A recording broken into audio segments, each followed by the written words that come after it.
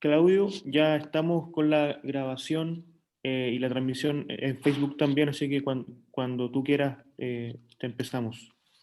Gracias, Javier. Partimos entonces.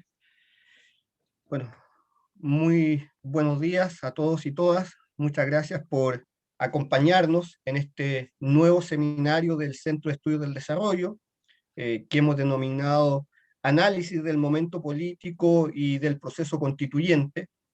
La verdad es que la mirada y el objetivo de este seminario tiene que ver con conversar los desafíos que se vienen en el proceso constituyente, pero en el contexto político que estamos viviendo hoy como país, evidentemente. Entonces, para este panel hemos convocado a 4 investigadores de distintas instituciones, de distintas universidades, para que puedan participar y acompañarnos en estas presentaciones. Así es que muchas gracias, Josefina Arauz, Pía Mundaca, Ernesto Tone y Pedro Pablo Glad, por haber aceptado esta invitación que cursamos hace algunos días y semanas atrás, precisamente para conversar cómo estamos mirando el momento político y el proceso constituyente después del resultado electoral de hace algunos días atrás, ya hace una semana.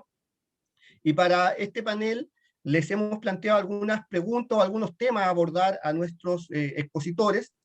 Cada uno va a priorizar seguramente alguno de ellos o va a abordar en específicamente alguno. Eso es libertad de cada uno de nuestros panelistas, pero les quiero contar al público lo que le hemos planteado a nuestros expositores que nos parece interesante para poder abordar en este análisis. Eh, Uno de los temas tiene que ver con si efectivamente se puede separar en el análisis la elección de constituyentes por un lado, y por otro lado lo que ha ocurrido con las elecciones de alcaldes, concejales y gobernadores. Si es posible hacer un análisis separado o si el análisis adecuado atendía a la importancia del proceso constituyente, tiene que ser un análisis conjunto.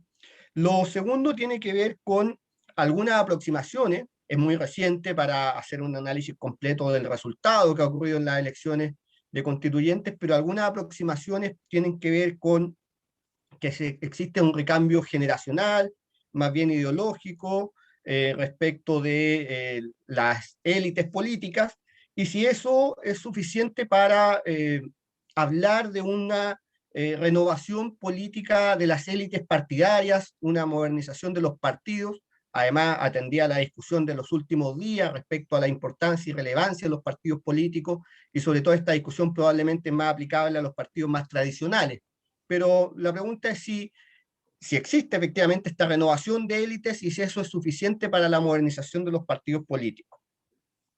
El tercer punto tiene que ver con si la convención constitucional es una solución política o es suficiente para canalizar lo ocurrido en el estallido social del año 2019 y el malestar social. ¿Cuáles son las expectativas que hay que poner sobre la convención constitucional? Y lo cuarto tiene que ver con, a raíz de las últimas elecciones, si esto es suficiente para poder hablar de una reconfiguración del espacio político. Probablemente podemos hablar de las derechas, los centros políticos y las izquierdas. ¿Cómo miran ustedes esa reconfiguración del mapa político? Como les decía, son 4 temas bien grandes para poder abordar en una presentación. Entonces entendemos que cada uno de nuestros expositores se va a concentrar probablemente en alguno de ellos o va a realizar una mirada respecto a los 4, y eso lo hemos dejado a la libertad de cada uno de nuestros expositores. Como les decía, en este panel hemos convocado a Josefina Arauz. Ella es licenciada y magíster en Historia y es investigadora del Instituto de Estudios de la Sociedad. Pedro Pablo Glad es licenciado en Historia de la Universidad Católica de Chile, tiene un máster en Ecología Humana y es investigador del Centro de Análisis Socioambiental. Pía Mundaca es directora ejecutiva de Espacio Público, cientista política de la Universidad Católica de Chile, y Ernesto Tone, sociólogo de la Universidad Católica del Paraíso, doctor en Ciencias Políticas, y además es director de la Cátedra de Globalización y Democracia de la Universidad Diego Portales. Muchas gracias, Josefina, Pedro Pablo, Pía y Ernesto, por haber aceptado esta invitación. La verdad es que, como SED y quienes nos acompañan constantemente en nuestros seminarios, nos interesa mucho hacer esta reflexión, esta mirada académica, intelectual, pero también con mucha vinculación en la política, el análisis político que podemos hacer, y además convocar distintas miradas precisamente como la ocasión de espacio de diálogo que tiene, estos tan importantes para nuestro país, es cada día más relevante este tipo de espacio de diálogo, así que muchas gracias a ustedes por haber aceptado esta invitación, muchas gracias a quienes nos acompañan constantemente en nuestros seminarios. En el chat, tanto de Zoom como de Facebook, pueden dejarnos sus preguntas para poder transmitirlas después a los expositores, y dicho lo anterior, ya podemos comenzar con nuestra presentación. Le hemos pedido que parta su presentación a Josefina Araoz. Gracias, Claudio. Gracias, Javier. Gracias al CED por esta invitación. A todos los participantes, que veo que hay harta gente tan interesada como nosotros en desentrañar el momento que estamos viviendo. Agradezco también a los panelistas con los que tengo la suerte de conversar hoy día, a Ernesto, a Pía, a Pedro, a quien conozco como Pepo. No puedo dejar de decir que nos conocimos en la universidad, así que es muy bonito reencontrarnos en este espacio después de harto tiempo. Y una mención especial a mi sobrino, que me prestó su pieza, por eso tengo unos legos y unos móviles atrás, mientras mi hermana me cuida a mi guagua, y creo que es bueno recordarlo porque, pues, seguimos en pandemia, la mayoría sigue encerrado, ¿no? Y eso hace más desafiante estar en estos espacios, ¿no? Tratando de pensar y al mismo tiempo llevar las vías cotidianas. Eso, yo voy a tratar de responder a cada uno de los ejes que propuso Claudio para enmarcar esta discusión, a ver si puedo ayudar a abrir, digamos, la discusión sobre un momento político que todavía estamos observando, ¿no? La prensa, creo que desde que fueron las elecciones se descomprimió, ¿cierto?, esta lectura obsesiva de la polarización de la clase política, y hemos estado dedicados en medios de muy diversos signos a tratar de entender quiénes son los convencionales, quiénes son las figuras que salieron elegidas, muchos desconocidos, ¿cierto? Estamos todos como volcados en una observación que creo que ha sido bien eficaz, ¿no? en permitir abrir también esperanzas o volver sobre las esperanzas que puede abrir este proceso, ¿no? Lo primero es que, aunque se pueden separar efectivamente los resultados de la constituyente y los edilicios y bueno, y los de gobernación, ¿cierto? Y que hay matices distintos que se pueden hacer, a mí lo que me parece claro es la conclusión general, y en honor al tiempo quiero enfatizar en ella, no quiero desconocer las diferencias que se pueden hacer en el análisis, pero sí reforzar el diagnóstico general de toda la elección, que es la evidente derrota y el castigo a la clase política tradicional, que tiene como contracara el posicionamiento de los independientes, ¿no? Aunque en el caso de las alcaldías también destaca, de las gobernaciones también destaca la fuerza que adquiere el Frente Amplio y el PC, pero en general la gran novedad creo que es el posicionamiento de este mundo independiente que es el que más tomó por sorpresa, ¿no? Todos anticipaban, bueno, todos somos generales después de la batalla, y ahora decimos que en verdad intuíamos que venía esta derrota de la clase política, pero nadie pensaba que iba a ser tan potente, ¿cierto? Y aquí viene una vez más la sorpresa en la que estamos todos sumidos, la clase política en particular, pero en verdad todos los que estamos observando también, una sorpresa permanente desde octubre del 2019 en adelante, ¿no? Juan Pablo Luna lo decía también a propósito de la clase política en una columna que sacó en CIPER, no sé si esta semana o fines de la pasada. Entonces, esa es la primera conclusión, ¿no? Que nos obliga, creo, esta derrota y este castigo nos obliga a volver a constatar la fractura de la clase, entre clase política y sociedad, la magnitud de esa fractura, ¿no? Que el resultado de la constituyente sobre todo amplifica y revela con más claridad, ¿no? El descontento con este sistema obliga a recordar que nuestra crisis está lejos de ser exclusivamente, eso ya lo sabemos, ¿no? Pero una crisis puramente social, de demandas sociales insatisfechas, sino que apunta directamente a nuestro sistema político. Y al mismo tiempo la urgencia dramática, ¿no?, de repararlo. Porque sigue siendo imprescindible cada una de sus instancias de mediación, ¿no? Y en ese sentido, creo que es muy importante apuntar una cosa como más general, pero así como la clase política tradicional, que es la castigada, tiene por delante y que es la más digamos, la que está experimentando con más fuerza la fractura con la sociedad, tiene el trabajo por delante de recomponer esos lazos, de volver a leer y a entender una sociedad que en este momento es una incógnita para ella y la sorprende sistemáticamente, pero también para el mundo independiente creo que hay una responsabilidad muy fuerte, y esto se ha hecho evidente en las discusiones de estos días.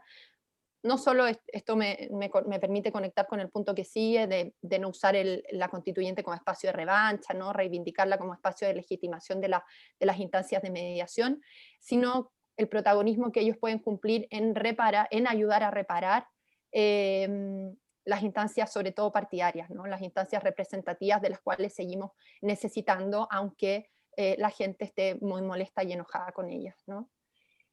Lo segundo es destacar el significado simbólico de la elección, sobre todo de la constituyente. Como dijo Juan Pablo Luna, nunca una instancia, un órgano del poder político, tan alto del poder político, había tenido una composición tan parecida al Chile real. Y en ese sentido no es solo un recambio generacional, ¿no?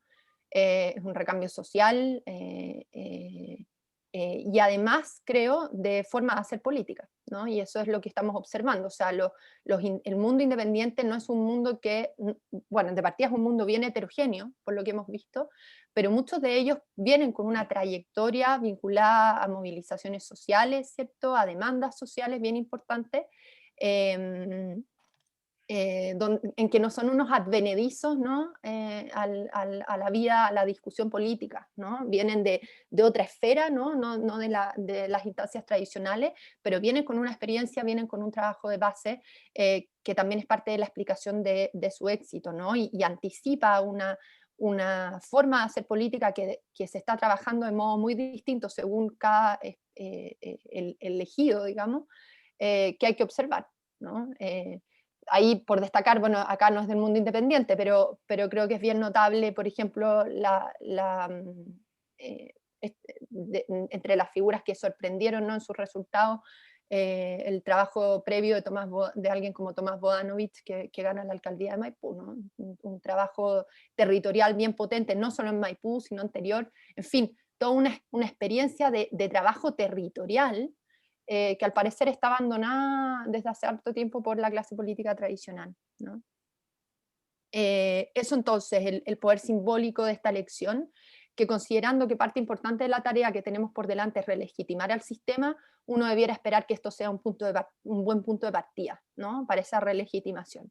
Pero acá viene el punto importante, es una condición necesaria pero no suficiente, ¿no?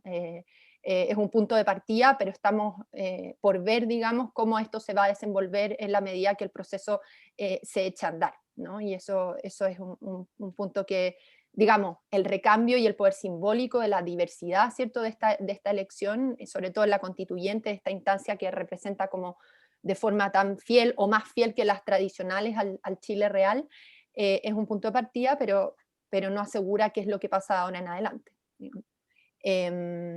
Pero creo que en un país atravesado por la desigualdad, con experiencias de vida tan separadas, la gente, es un dato importante que la gente parece querer, ¿cierto?, ser representada no solo por independientes, sino por aquellos con que siente más semejanza o afinidad en las trayectorias de vida.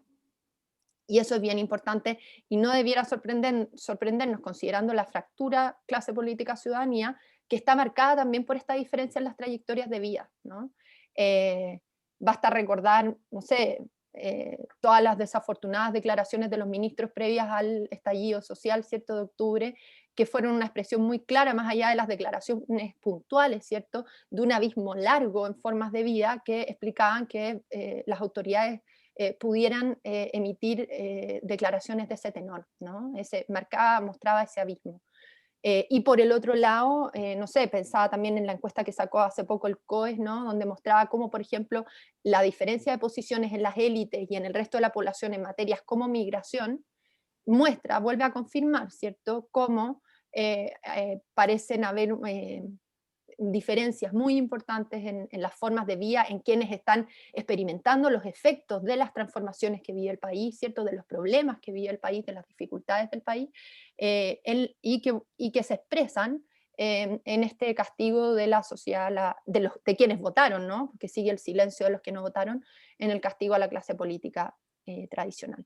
Pero creo, y para cerrar este análisis de este recambio, ¿cierto? Que no es solo generacional, que es social y que es de forma de hacer política, creo que va a ser muy importante observar su trabajo previo a la elección, ¿no? Ir viendo qué trabajo territorial, qué trabajo de base están haciendo todas estas figuras que parecen advenedizos, pero creo que es incorrecto precisarlos así, ¿no? No son outsiders de la política en su gran mayoría, si entendemos la política en un amplio sentido.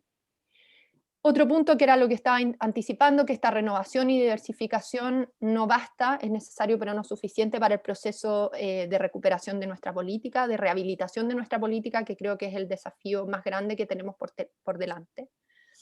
El desafío, parte de los desafíos que tenemos ahora es generar acuerdos, ¿cierto? Lograr además articular proyectos colectivos y evitar procesos claros, que a veces vemos algunas premoniciones de eso, que nos lleven a un escenario de fragmentación política que puede tener efectos tanto más problemáticos que, por ejemplo, la polarización, o que pueden ir acompañados, de hecho, de un proceso de polarización del sistema político.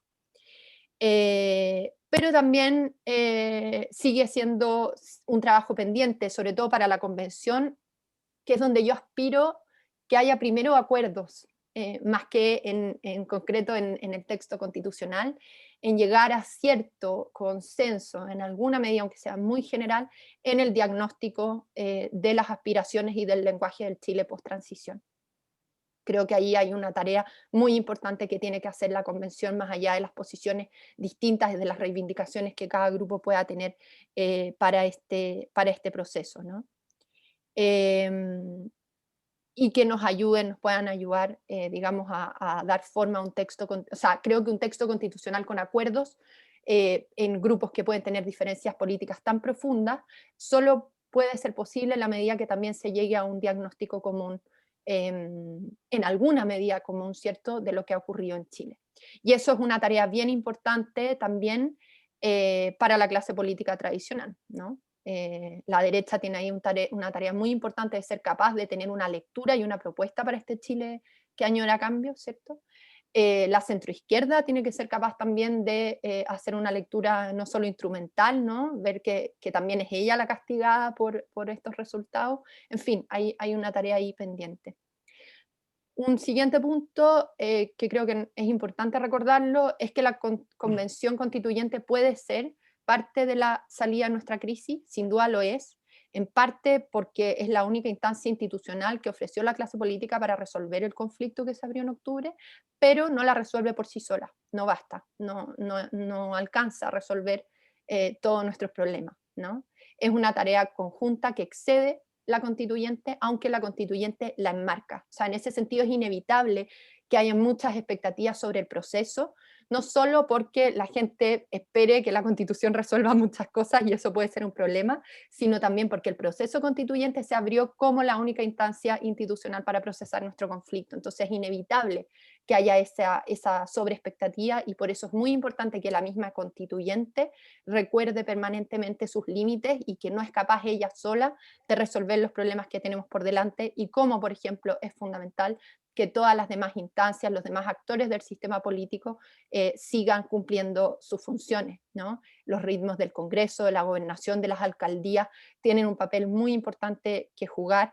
Y en ese sentido creo que es muy importante que la Convención recuerde sus límites, que recuerde que necesita el concurso de las demás instancias de la política y recuerde sus tiempos. Y aquí me apoyo en lo que dijo Katia Araujo esta semana, en distanciarse de la lógica electoralista que hace mal, sin duda, a nuestra política, ¿no?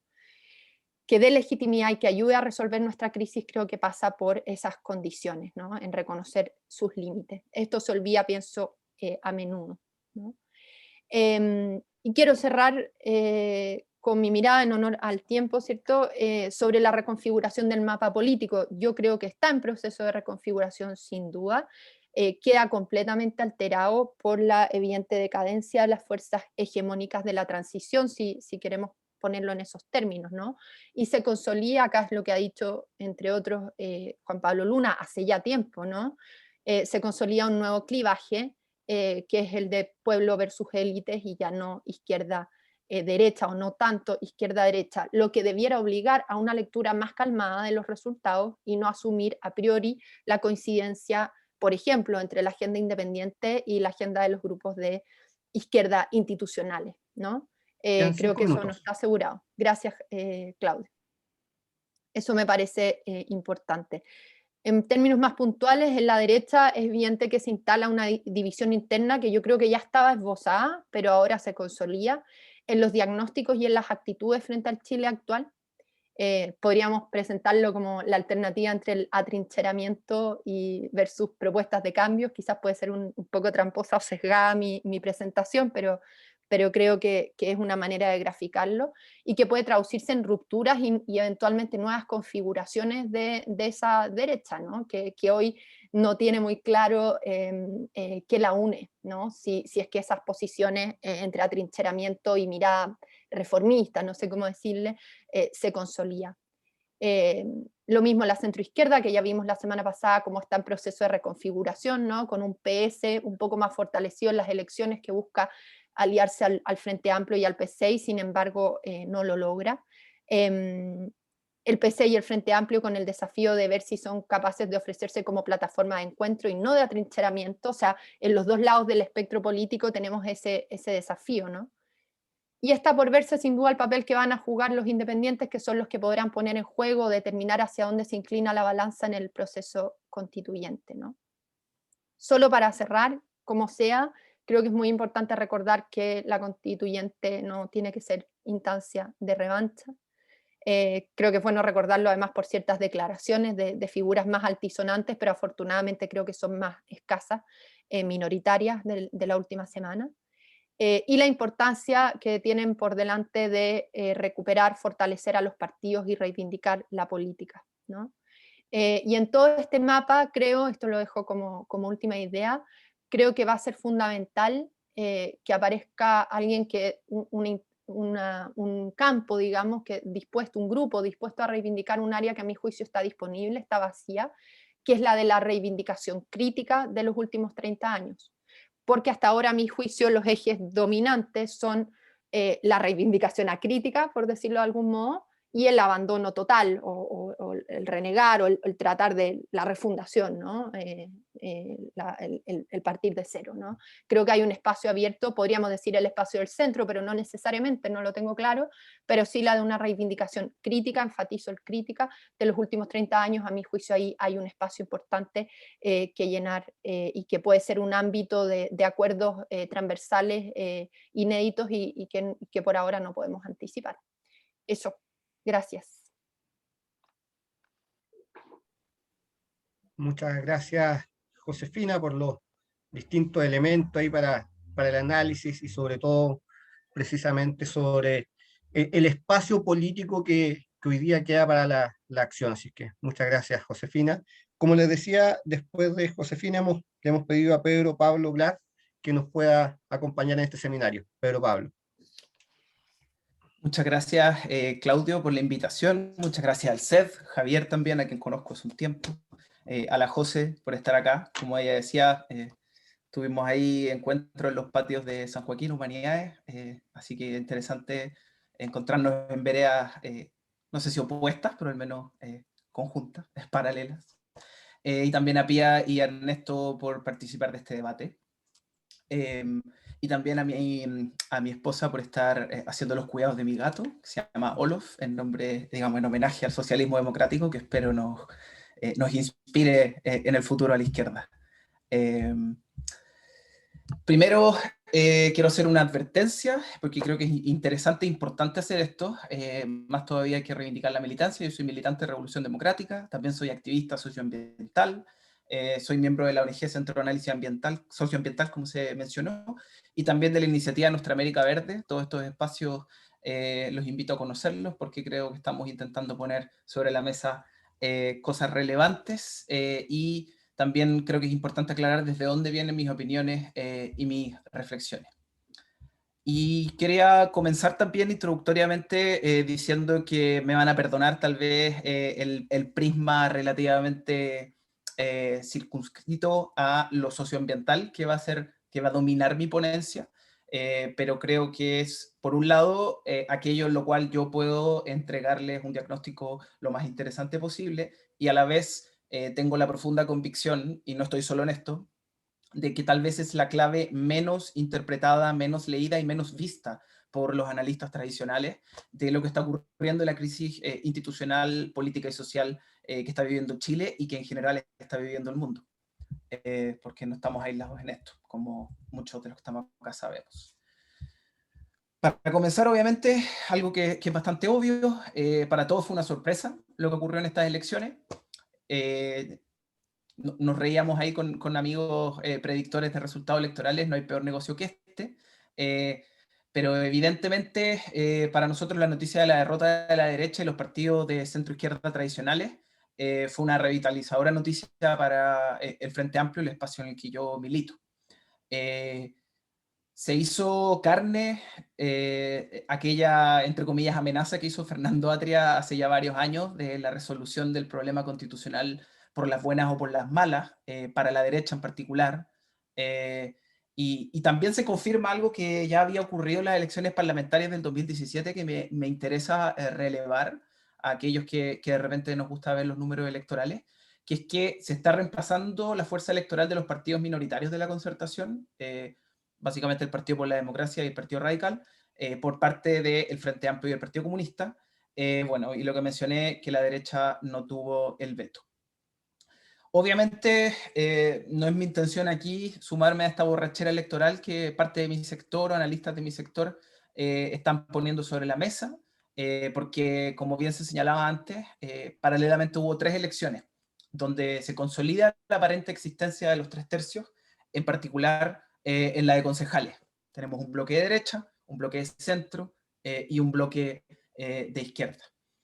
Y obviamente lo que ocurrió en los días siguientes con la negociación de las primarias legales nos hace darnos cuenta que esto no fue necesariamente una victoria de la oposición como un conjunto, sino que la ausencia de un diagnóstico y de confianzas comunes en ese espacio de política tradicional o institucional se encuentra más vigente que nunca. Y hemos sido incapaces de construir ese espacio a pesar de que en mi diagnóstico la ciudadanía está clamando por esa resolución, al menos por una alternativa a lo que la derecha está generando hoy día en el gobierno, y obviamente también una alternativa a la administración de la pandemia.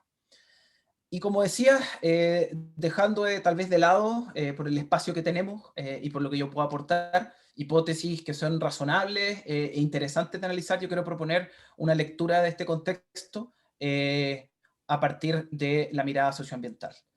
Creo yo que la elección de los convencionales constituyentes abre la oportunidad para construir un nuevo modelo de administración de bienes comunes naturales, modificar la forma que producimos valor en Chile y la manera en que podemos institucionalizar, al menos en parte, este conflicto político y social.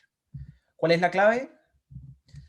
Algo que a muchos del Frente Amplio nos pasó el día domingo y el día lunes, que cuando veíamos a los analistas, digamos, muy sorprendidos, y como mencionaba Josefina, buscando un poco cuáles son las biografías de estas personas que ganaron, nosotros conversábamos de que, claro, la victoria de muchos compañeros y compañeras de la lista del pueblo o de los otros independientes, porque cabe mencionar que en particular en la zona norte, muchos de los candidatos no estaban en la lista del pueblo, estaban en listas independientes regionales.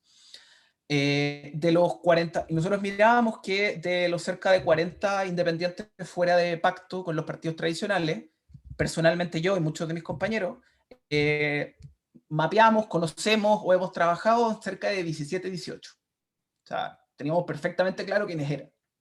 4 de los otros convencionales eran del movimiento Modatima, el movimiento liderado por la vocería de Rodrigo Mundaca, y ellos fueron electos en el Pacto Aprobado Dignidad porque afortunadamente, y me hace muy feliz, mi partido proporcionó cupo, al igual que al gobernador regional electo Rodrigo Mundaca en la región de Valparaíso. Y comentarles también que, como decía, varios militantes de partidos del Frente Amplio, del Partido Comunista e incluso del Partido Socialista, hemos trabajado desde hace varios años con muchos convencionales electos que forman parte de una coalición social que se armó para la COP25 que se llama Sociedad Civil contra la Acción Climática. Y eso creo yo releva de nuevo, esta matriz socioambiental que está agarrando cada vez más fuerza en el debate político institucional. Y para aquellos que estuvimos en la calle desde octubre del 2019, la proliferación de pancartas, gritos y demandas socioambientales eran tal vez, más allá de, obviamente, las críticas a la clase política y las demandas por derechos sociales, sin lugar a dudas, una de las más presentes, en particular la demanda por la recuperación del agua. Y aquí la pregunta, evidentemente, es como, ¿por qué ocurre esto? Si es que nosotros en este país se supone que somos el oasis, y el oasis verde, de alguna forma, o eso nos intentaron convencer nuestros representantes y nuestros empresarios el año 2019, en particular con la COP. Y eso, un poco para enumerar ciertas cifras para aquellos que para que no las manejan. Chile se encuentra actualmente en el top 5 del Atlas de Justicia de Conflictos Socioambientales establecido por la Universidad de Barcelona. Hace pocos días, para aquellos que siguen los debates de esta línea, Chile alcanzó el sobregiro ecológico, que es una medida que realiza una coalición global que mide lo que se llama la huella ecológica, y en este nivel es básicamente el consumo que Chile tiene de recursos anuales necesarios para sostener su modelo socioeconómico. Nosotros estamos a la altura de economías como Japón, Alemania, Francia, digamos, países desarrollados, industrializados, a pesar de la desindustrialización que sabemos ha existido ahí. 6 de cada 10 chilenos, esta cifra es brutal, 6 de cada 10 chilenos viven en territorios que son declarados zonas saturadas por contaminación atmosférica. 4.000 muertes al año directamente imputables a contaminación atmosférica en nuestro país. 1,4 millones de personas no tienen acceso a agua potable. El 90% de los derechos de agua en Chile están concentrados en la industria forestal y la industria agrícola. Somos el país de Latinoamérica que más residuos produce per cápita, más de 1 kilo per cápita produce cada uno de nosotros al día. Somos el país de Latinoamérica con la huella de carbono más alta del continente y estamos multiplicados por 3 más o menos. Nuestra huella de carbono está alrededor de los 6 kilos per cápita, estamos multiplicados por 3 de la huella que debería tener cada persona a nivel nacional. El sistema de evaluación de impacto ambiental, hay distintos estudios, pero según se dice, 3 de cada 4 proyectos que ingresan a un sistema de evaluación son aprobados. Eso a mí me parece que no es un sistema de evaluación, hay otras cifras que hablan de más del 80%, es un sistema de aprobación de proyectos. Y a pesar de esta retórica de la judicialización supuestamente en boga por parte de los conflictos socioambientales en las comunidades, en Chile el principal actor que demanda ante los tribunales ambientales, según un estudio realizado por la organización que Pía Mundaca preside, o dirige más bien, Espacio Público, lo realizan las empresas, no las comunidades ni las personas. Y nuevamente los titulares, porque de estos titulares hay todas las semanas para los que seguimos el debate. La Contraloría acaba de sacar un informe de que el 44% de las denuncias hechas ante la Superintendencia de Medio Ambiente no fueron fiscalizadas desde el año 2016. O sea, no se hizo nada. No sé si alguno de ustedes ha tenido la experiencia de hacer denuncias. Yo he hecho 5 en esos años, no he recibido ni siquiera una mínima llamada. Y finalmente, los sectores que generan más impacto socioambiental y que producen estos conflictos socioambientales, llámese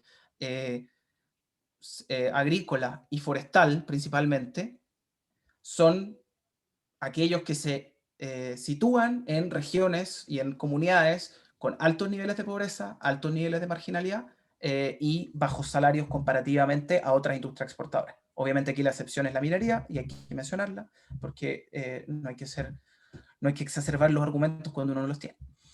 Entonces, básicamente lo que yo creo que estamos viendo es aquello que el Frente Amplio y ciertas fuerzas políticas en las que nos hemos inspirado han intentado instalar hace rato, que es esta idea de el populismo, en clave de Chantal Mouffe, para aquellos que conocen su trabajo, pero ya no necesariamente construir, digamos, un significante, un pueblo en su conjunto, sino que creo yo se han ido construyendo vías paralelas de politización y de intervención en la política que han pasado por el lado a las fuerzas políticas, y en esto también, a pesar de los esfuerzos, manifiesto también que el Frente Amplio está en eso.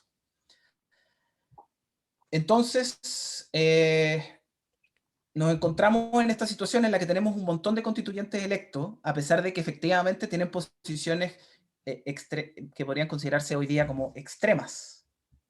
Digamos, sin lugar a dudas, hay algunos que están directamente hablando de expropiar los derechos de agua, de limitar la inversión extranjera, cosas que estaban prohibidas hace unos tiempos en Chile.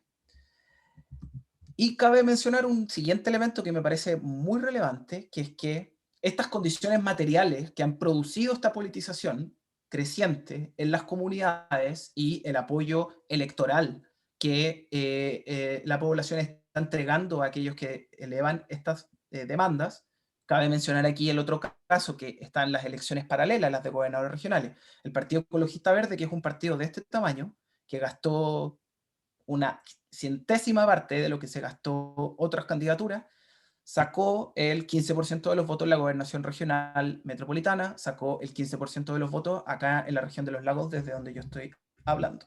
Entonces, pareciera que hay un elemento ahí de politización y de acción, y recordemos que ese no es un voto necesariamente desinformado o buena onda. Sabemos que ese 44% que está yendo a las urnas es un voto que está siendo movilizado y que es bastante politizado. Y, como decía, las condiciones materiales que han producido esta politización se van a agudizar. La crisis climática llegó para quedarse y, como mencionaba antes, nuestro país no está haciendo suficiente para trabajar por ella. Evidentemente, tenemos que pensar cómo la constituyente entrega un espacio para politizar, para institucionalizar este conflicto vigente. Y aquí, evidentemente, hay ciertas resoluciones que son fundamentales. Yo creo que es un consenso, y en eso estoy muy contento, que necesitamos un rediseño general de nuestro sistema político. Ya basta de estas reformas parciales, que lo único que han hecho es generar una suerte de Frankenstein, un presidencialismo que ha ido parchando Quedan ciertas 5 cosas. minutos. Gracias. Que ha ido parchando ciertas cosas y que lamentablemente no ha generado, digamos, un sistema suficiente para canalizar las demandas. Aquí, obviamente, se puede avanzar en nuevos mecanismos democráticos, como son aquellos que están funcionando en otros países, como son las encuestas deliberativas, obviamente los mecanismos de democracia directa, y también entender, digamos, lo que está ocurriendo en los cabildos y lo que ocurrió en los cabildos a nivel nacional. Pero, y aquí para finalizar, yo de nuevo quiero relevar que esta oportunidad de la constituyente nos significa un espacio para repensar la administración de bienes comunes naturales, la proporción de bienestar que tiene que entregar el sistema económico y social, y cómo construimos un acuerdo común entre las fuerzas políticas e institucionales y aquellas nuevas formas de participación en que este tiene que ser un eje fundamental, y cómo hacemos para construir riqueza y valor, particularmente valor, con nuevas medidas de bienestar que efectivamente entren dentro del conflicto socioambiental global que estamos viviendo. Y aquí, tanto desde la izquierda como la derecha, necesitamos aprender ciertas cosas.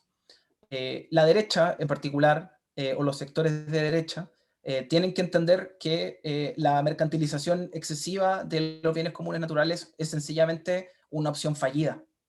Y ya basta de esos diagnósticos, digamos, o de esas respuestas de que seguimos solucionando o haciendo cosas muy bien. Si no tiene legitimidad democrática al tener el agua privatizada y ha generado lo que tenemos. Y creo que también es relevante que la izquierda se haga cargo de cuáles transformaciones ha legado este modelo económico y estos últimos 30 años, como señalaba Josefina, que nos permiten también reconfigurar las prácticas políticas, los diagnósticos y las medidas. Aquí estoy hablando, por ejemplo, de algo que Katia Araujo identifica en un artículo muy interesante sobre el hecho de que el sistema de los últimos 30 años ha generado una situación de horizontalidad entre los individuos muy interesante y que no existió en la historia de Chile. Eso se puede leer en clave emancipatoria, y yo creo que es algo que desde los sectores independientes también tiene que estar visto. Para finalizar, hacer digamos, un punteo de cosas que creo que es relevante, y ojalá en las preguntas o en las otras intervenciones sea tocado. Fundamental repensar en el proceso constituyente la noción de bienestar, limitar aquella visión única y exclusivamente en la mirada de crecimiento económico, que ha sido la variable con la cual se ha medido el desempeño de nuestra sociedad.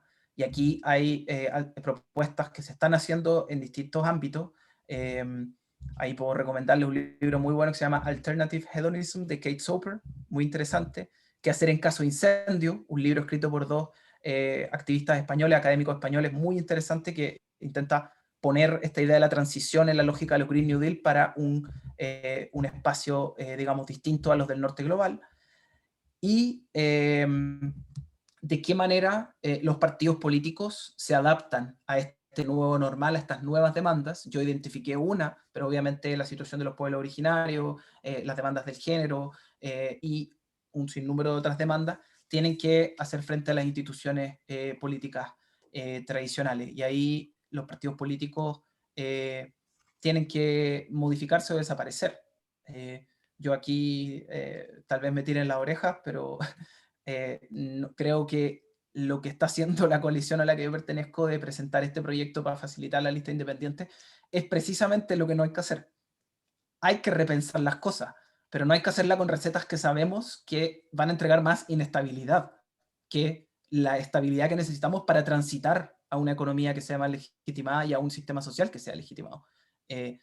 Aquí no es por ofender, pero el concepto peruanización de la política que el mismo Juan Pablo Luna ha levantado también descansa en la destrucción de los partidos políticos. Y yo creo que este tipo de medidas, como digo, con ciertas lógicas tal vez electoralistas, deberían estar más limitadas y pensadas desde espacios colectivos que tengan reflexiones más críticas. Eso para finalizar, Claudio. Gracias. Gracias, Pedro Pablo. Corresponde el turno a Pía Mundaca.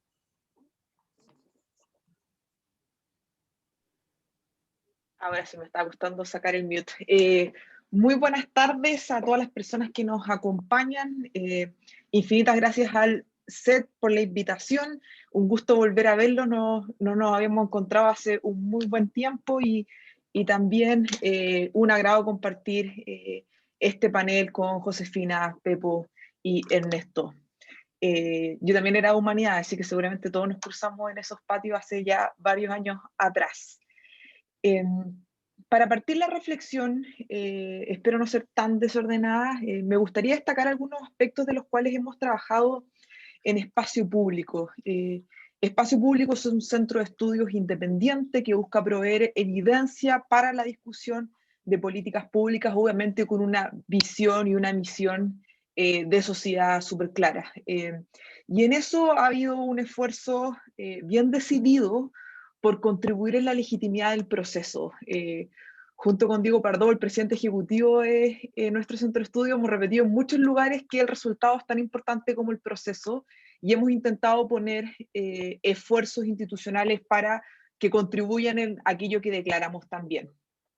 Uno de esos esfuerzos fue una encuesta que realizamos junto con Ipsos los días previos al plebiscito, aprovechando el entusiasmo que concitaba el plebiscito, lo que iba a hacer que las personas encuestadas tuvieran más fresco este hito en su mente, pero que íbamos a sacar días después del plebiscito, pensando en los perfiles de los constituyentes, bajo la convicción institucional, por supuesto, que iba a ganar el apruebo.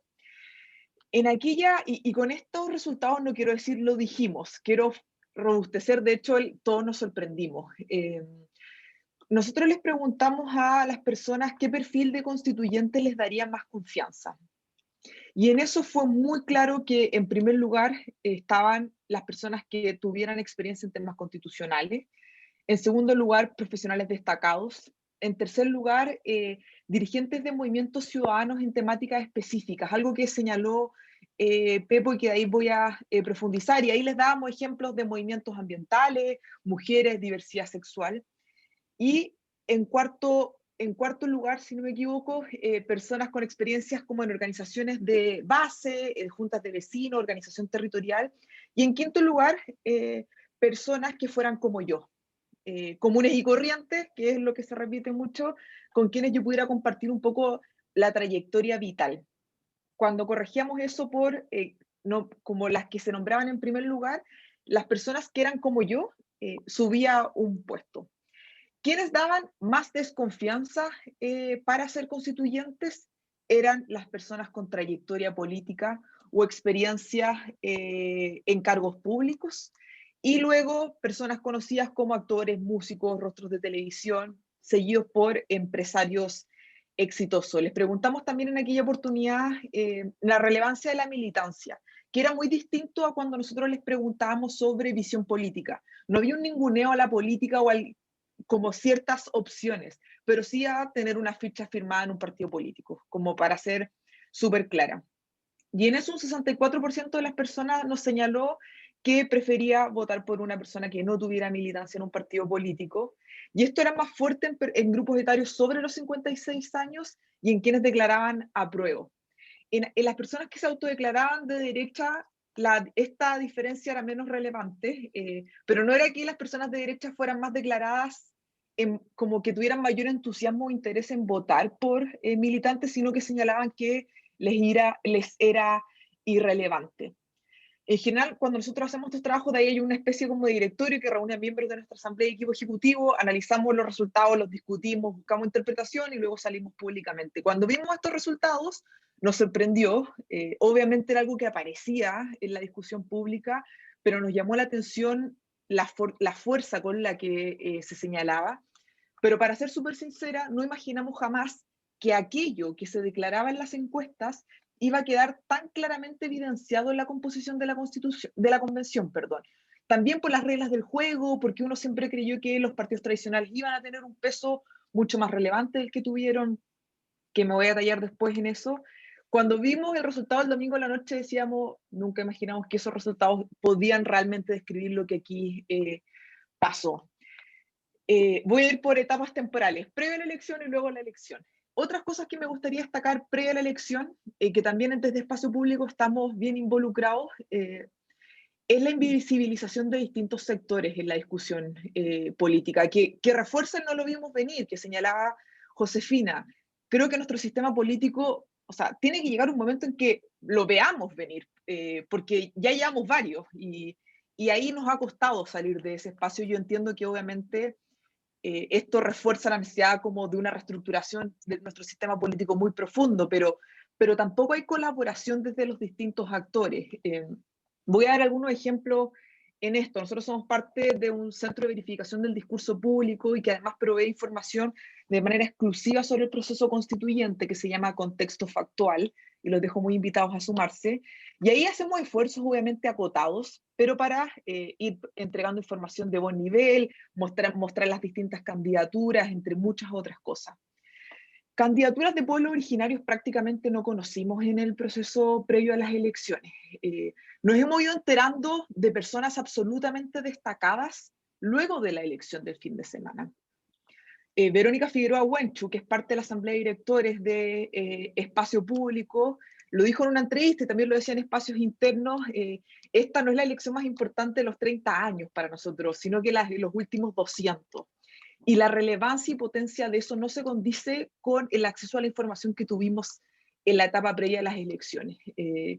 Pueblo originario, bueno, mapuches no vimos, pero podríamos seguir en la lista y no vimos prácticamente a nadie. Y ojo con que hubo pueblos que tuvieron niveles de participación bastante más altos que el promedio de participación nacional. Estoy pensando, de hecho, en el pueblo Rapa Nui, entre otros. Creo que 3 pueblos superaron bastante nuestra participación. Ahí hay algo que habla de nuestras falencias en la deliberación pública, que después hace que nos vayamos sorprendiendo.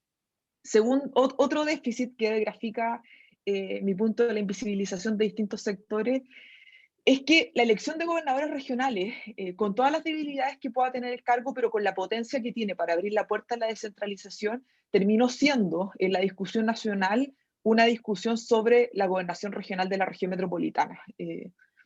Entiendo, obviamente, que la autoridad electa de la región metropolitana, quien sea que logre triunfar en la segunda vuelta, va a ser la segunda persona con más votos en Chile, pero suena bastante paradójico, por decirlo menos, que el esfuerzo de la descentralización evidencie con tanta claridad nuestra centralización.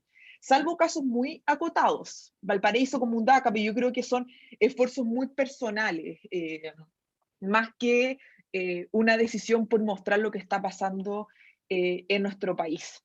Y algo que yo creo que entra más en la lógica positiva es que la paridad obligó a los partidos políticos por primera vez a hacer un esfuerzo en tener a mujeres competitivas y no solamente el check de cumplir la normativa, pensando, por ejemplo, en las cuotas de las listas parlamentarias. Nunca había visto distintas mujeres en distintos sectores políticos y yo creo que en esto hay que ser muy, muy justo, de gran nivel, que si es que la paridad no hubiese existido, no las hubiésemos conocido. Muchas de ellas no entraron a la convención, pero yo creo que nuestra discusión pública y nuestra representación ahí ganó muchísimo. Con lo de los pueblos originarios quiero aprovechar de pasar el dato. Hay un proyecto muy interesante que se llama Proyecto Mapuche de Datos, que ahí está Dani Jaimovich, que también es parte de nuestra asamblea, un académico de la Universidad de Talca, que hace un análisis cuantitativo muy interesante sobre distintos temas vinculados a los pueblos originarios, obviamente con harto énfasis en el pueblo mapuche. ¿Qué hicimos nosotros? Después de estos resultados, hicimos harto esfuerzo porque los independientes participaran en la convención, insisto, porque ahí se jugaba la legitimidad. Lo voy a vincular con lo que viene post-elección. Los independientes y los sectores de izquierda salieron mejor parados. Dentro de las preguntas que mencionó Claudio, si es que Chile hoy día es más de izquierda, no lo sé. Y creo que hay que tomar distancia de los análisis que buscan proyectar esto a como cambios de paradigma muy profundos. Con esto no quiero decir que no pasó, pero creo que hay que ser cautos también con las volatilidades que hemos tenido en las últimas elecciones también. Y porque los independientes no son un grupo homogéneo. En convencionales la diferencia yo creo que fue muy evidente y además, para ser justa, los partidos tradicionales salieron más golpeados, pero salió mucho más golpeada la centroizquierda. Y en eso habría que ver por qué el mundo independiente de izquierda obviamente se mantuvo en sus espacios de representación partidaria, no así el mundo independiente de la centroizquierda que prefirió ir en listas aparte. Yo creo que eso da para otro seminario, pero los afectados fueron disímiles. Algunas noticias positivas, que yo creo que son varias, la verdad. Primero, la representación de los sectores excluidos. Yo creo que no hay que sobredimensionar el camino porque el 60% de las personas no votó. Hemos citado harto a Luna, pero yo le compro la tesis a Luna que en muchos sectores populares esta elección no existió. Y aquel proceso político tan relevante, transformador y determinante de nuestro futuro no está llegando a todos los lugares de Chile, lo cual responde obviamente a un quiebre profundo entre la ciudadanía y sus instituciones políticas, el cual se ve profundizado por una crisis económica muy relevante. Cuando la situación está así de inestable, es muy difícil también lograr revincular, y esa revinculación no va a ser inmediata. Por eso no me sorprende que el porcentaje de participación electoral no haya sido como quisiéramos, porque no podemos olvidar que el acuerdo del 15 de noviembre busca responder a una fractura que no se resuelve con la firma y no se resuelve con el triunfo del apruebo. Y yo creo que ahí, como el deseo de la inmediatez propia de nuestra sociedad, nos hace olvidar que este camino está recién comenzando y que hay desafíos que son de muy largo plazo y que por lo mismo hay que ser cautos en cada paso que se da. Lo segundo es que yo creo que tuvimos un avance en la legitimidad, hubiese sido muy grave, creo yo, que solo participaran de la convención los actores que están muy deslegitimados. Yo me alegro con la declaración de principios que hace Pepo sobre los partidos políticos, podremos profundizar sobre eso. Yo creo que hay que meterles harta mano y yo no creo que hay que salir a defender el desempeño que han tenido los partidos tradicionales, pero una democracia sin partido yo no conozco, la verdad. Y en eso es muy positivo que la convención, con el entendimiento particular que tiene, porque esto no es un congreso, no es el parlamento, y por eso creo que reglas separadas es bueno verlo de esa manera, logre tener distintos grupos. Ciudadanía que nunca había participado, que lo más probable es que no se hubiese sumado a esta elección, muchos científicos, profesores, personas que han liderado distintos movimientos, y en esto, porque después se me puede olvidar, creo que grafica una debilidad muy clara en los partidos tradicionales de la centroizquierda, que es la capacidad institucional de incorporar demandas nuevas.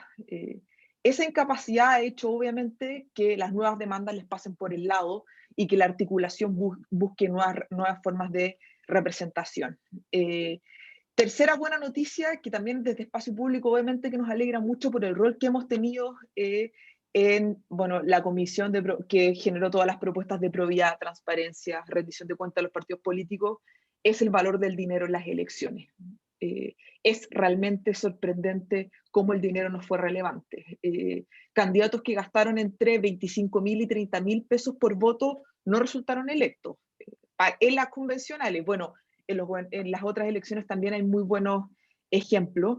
Y quiero dar otra buena noticia que no está vinculada solo a los constituyentes, porque yo creo que es verdad lo que decía Josefina, hay distintas cosas que hay que mirar de cada elección. Y uno puede decir sobre la elección de los convencionales, Quedan 5 minutos.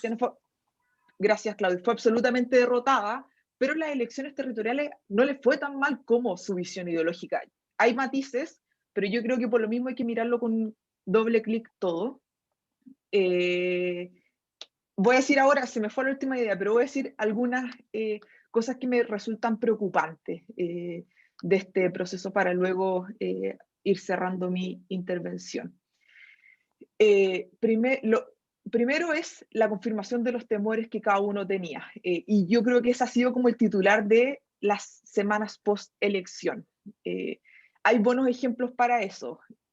Las fake news asociadas a algunas candidaturas que fueron electas en la lista del pueblo lo grafica, es lo que algunos quieren escuchar, y escuchar aquello es reconfirmar los miedos, que resulta siempre muy atractivo.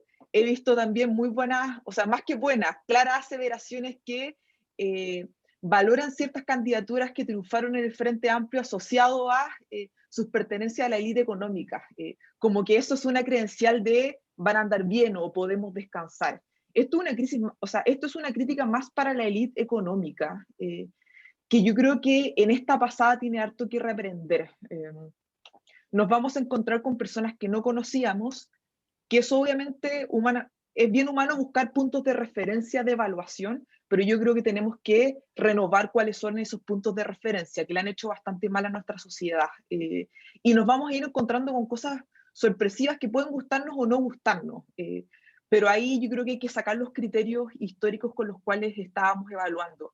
Y ahora me acordé de mi última buena noticia, que la quería decir sobre las elecciones municipales, que yo creo que hay triunfos muy interesantes.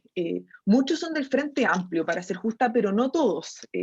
Karl Landmann en Valdivia, Tomás Bodanovich en Maipú, Emilia Ríos en Ñuñoa, Karina Delfino, militante del Partido Socialista en Quinta Normal también, entre muchos otros triunfos de personas fuera de Santiago que aparecen menos en la televisión, pero que muestran algo muy interesante. Que el electorado premió candidaturas renovadas, no todos son tan jóvenes como uno cree, pero sí hubo renovación, y que no aparecieron en la papeleta dos meses antes de la elección puestas por un partido político. Yo estuve revisando la gran mayoría de las trayectorias de ellos y son en general candidaturas electas luego de un trabajo territorial muy importante. Y ahí hay, creo, una clave muy relevante de una forma de hacer política que en general los partidos tradicionales han olvidado, porque como hoy día son cáscaras vacías, les es muy difícil reconocer o hacer el trabajo largo de renovar desde las dinámicas territoriales la representación que no logran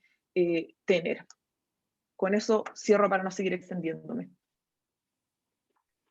Muchas gracias, Pía, por tu presentación, y parte importante de ella reivindicando la importancia de los partidos políticos. Si bien es cierto, uno puede hacer muchas críticas, pero tú lo decías, no hay democracia sin partidos.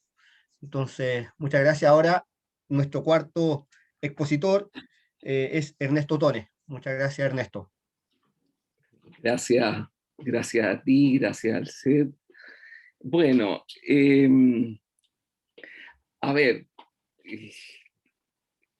yo quisiera señalar primero una cuestión de lo que estoy haciendo, de lo que estoy haciendo ahora. Si bien sigo ligado a la Universidad Diego Portales y a la Universidad de Chile, del cual soy profesor, mi actividad principal hoy día está en París, está en el Colegio de Estudios Mundiales de París, donde dirijo la cátedra de América Latina en el proceso de globalización. Esa es mi actividad central desde el punto de vista académico.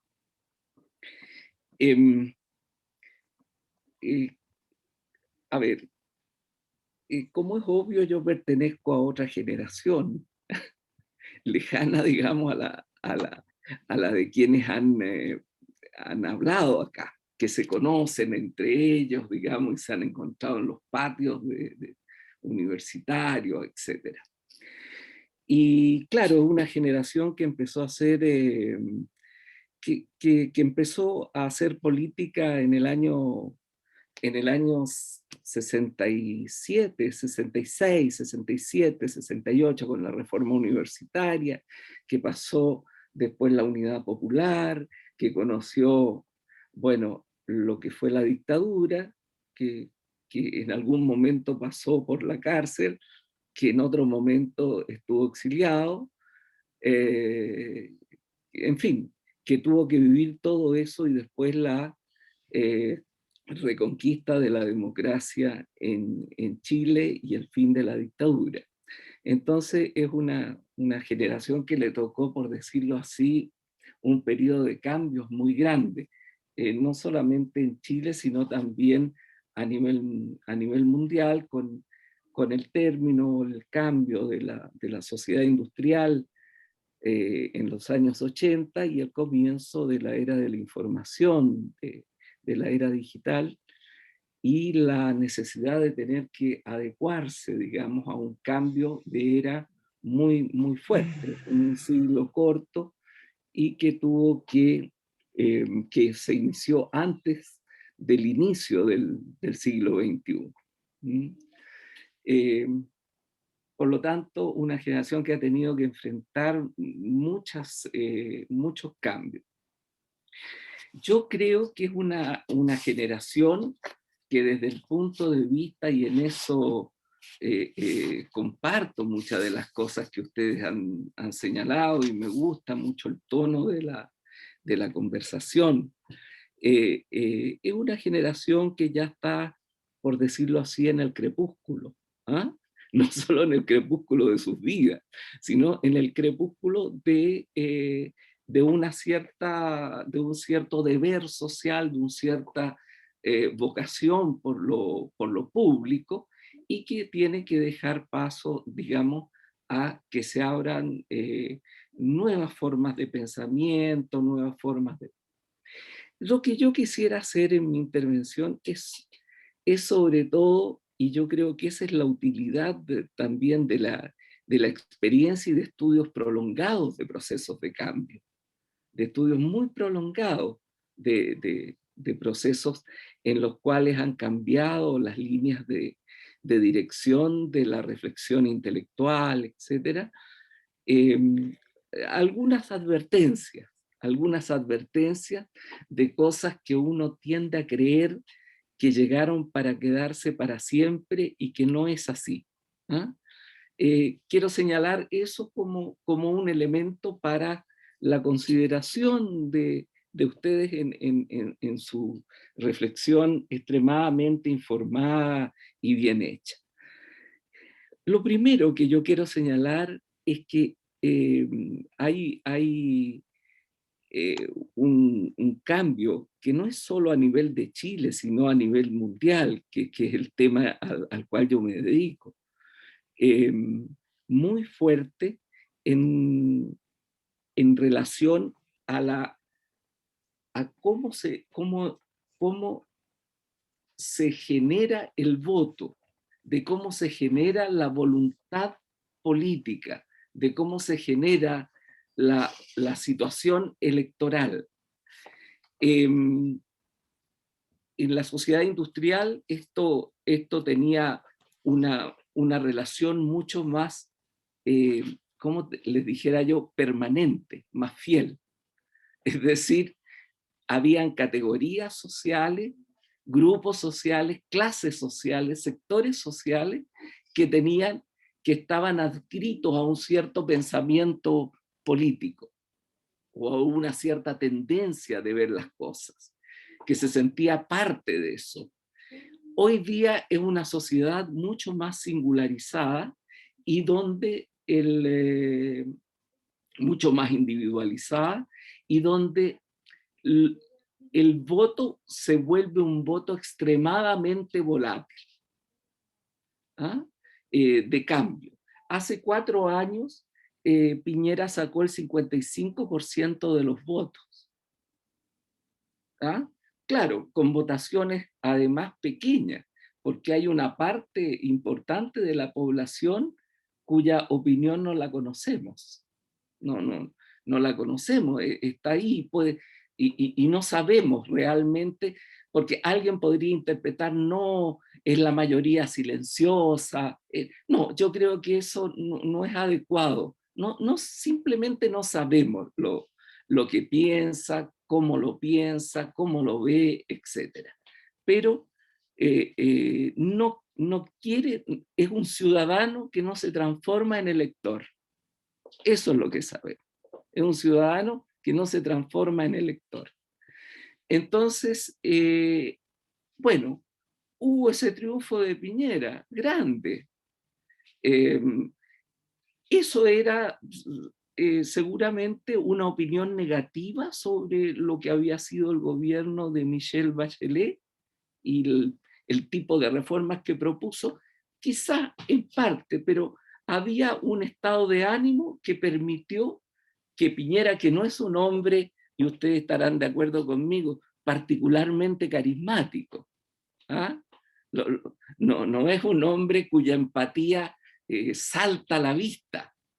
Más bien lo que salta a la vista son otras cosas, más bien un cierto rechazo, digamos, a una forma de ser.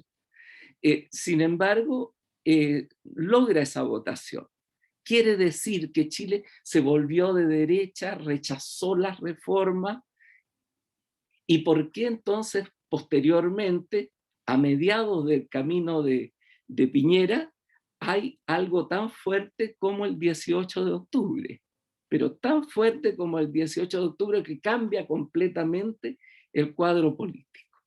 Entonces, lo primero que yo quisiera señalar es esto de la volatilidad de lo que lo que Bauman llamaba la liquidez, ¿ah? Y que otros sociólogos, nuestro querido Ulrich Beck, con quien me tocó trabajar mucho, llamaba esta sociedad del riesgo, donde el cambio lo tenemos, es tan difícil de aprender.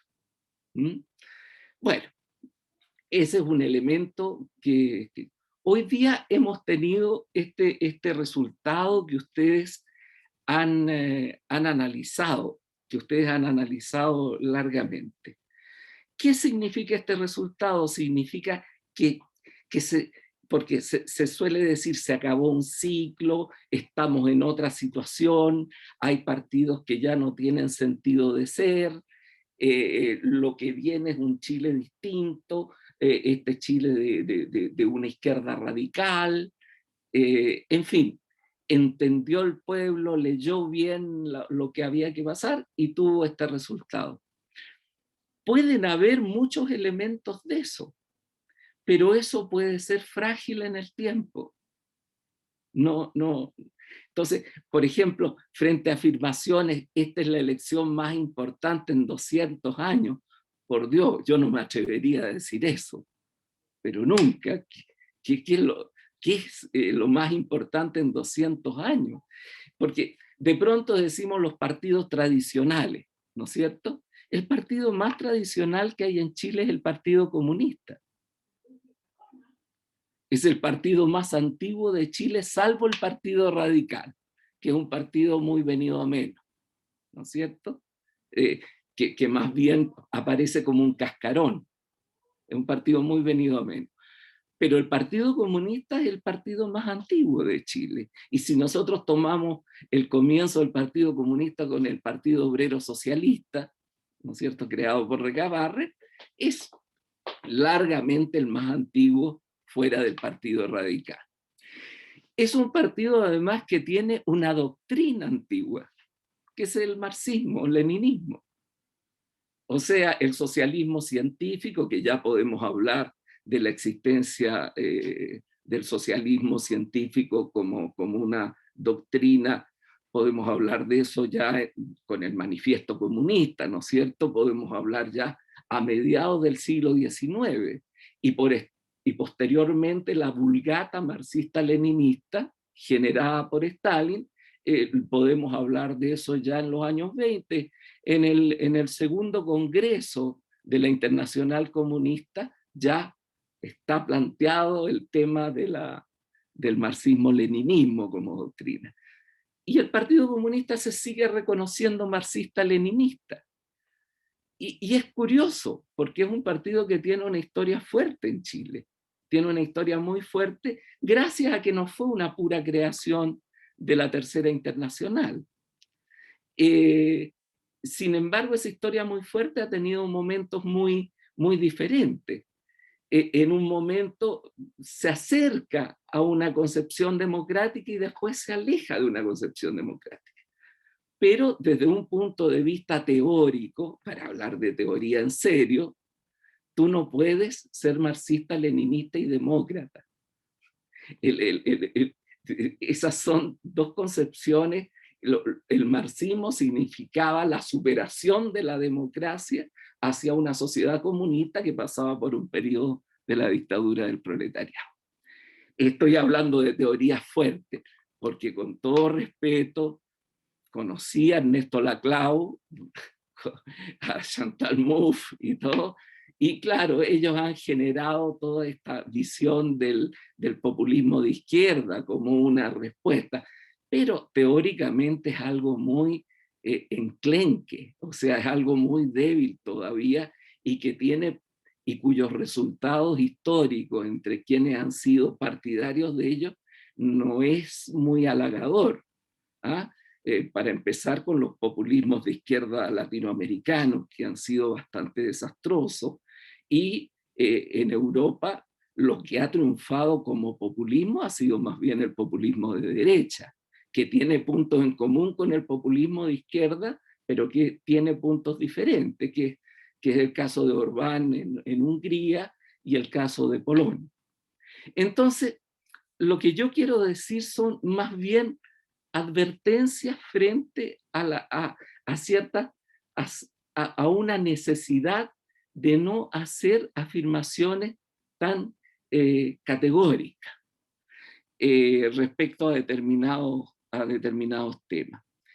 Yo creo sí que muchas de las cosas que ustedes han señalado a mí me parecen muy importantes.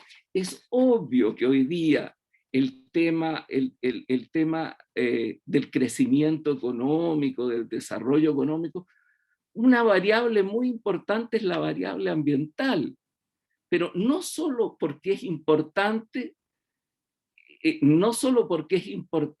en sí misma la variable ambiental para el futuro de la humanidad, para ver qué tipo de sociedad va a poder sobrevivir con un avance de la ciencia y la tecnología, ¿no es cierto? Y van a poder convivir estos elementos y apoyarse unos a otros, sino también porque esta idea de que lo ambiental es enemigo de un desarrollo económico es falso, es completamente falso. Es decir, una economía con una base ambiental puede tener una capacidad mucho mayor que una economía con base fósil hoy día.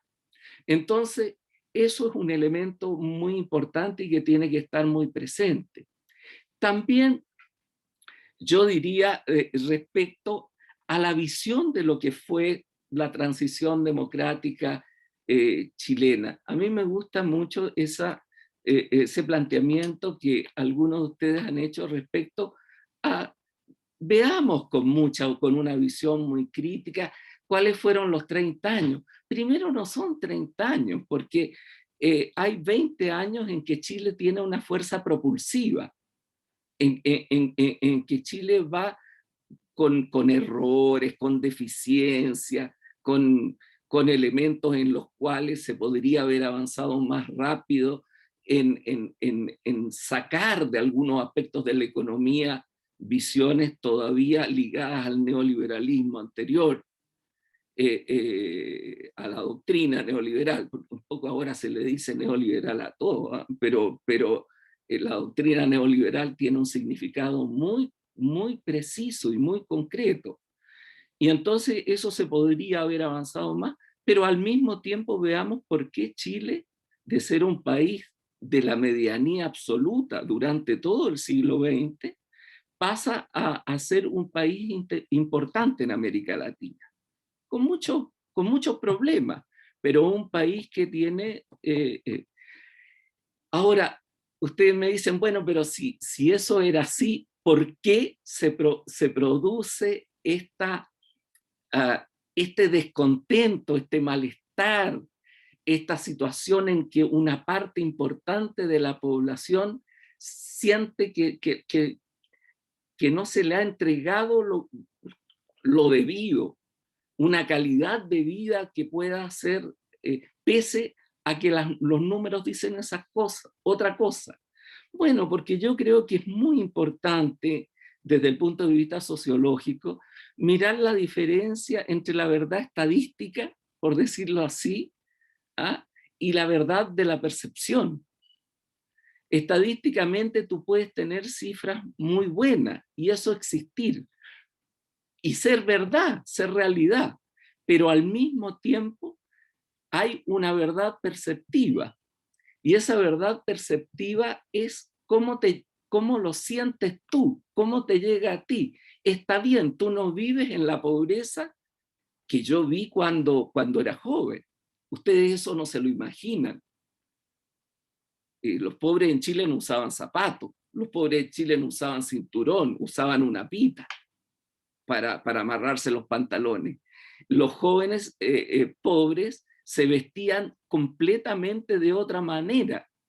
Era como el plebeyo medieval, digamos, en relación a su tenida respecto a lo que era la tenida de la clase media, incluso de la clase media más baja.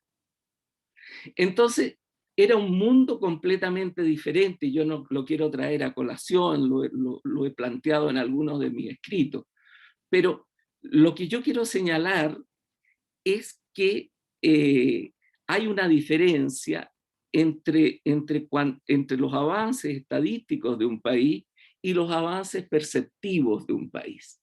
Y esos avances perceptivos son avances que traen descontento, que traen incluso una situación de desconsideración, de discriminación, de falta de un respeto a mi dignidad. Y por eso la palabra dignidad quiere con todo sentido un rol muy importante en toda esta contestación al tipo de desarrollo que se va produciendo.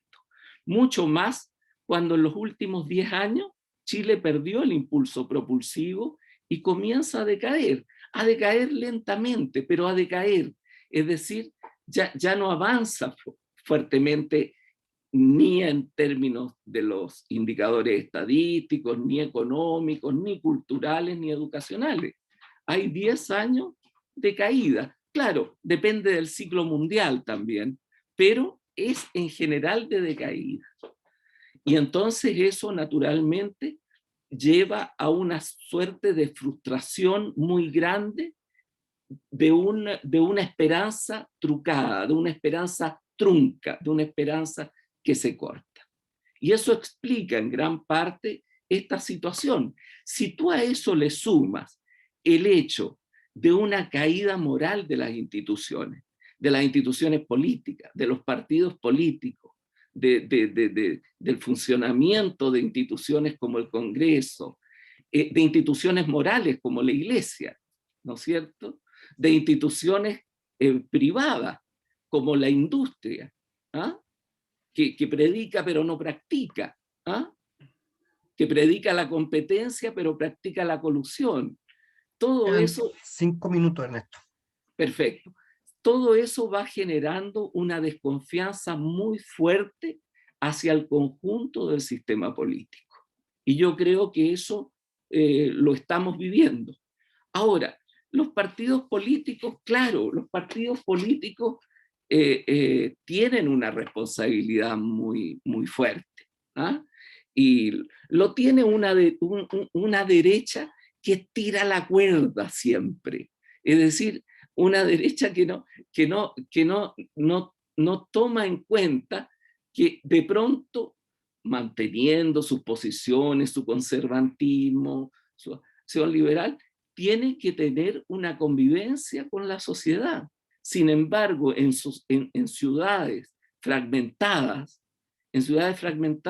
se forma un mundo aparte, con colegio aparte, con seguridad aparte, con todo aparte, donde se va de Pudahuel, digamos, a la dehesa, ¿ah?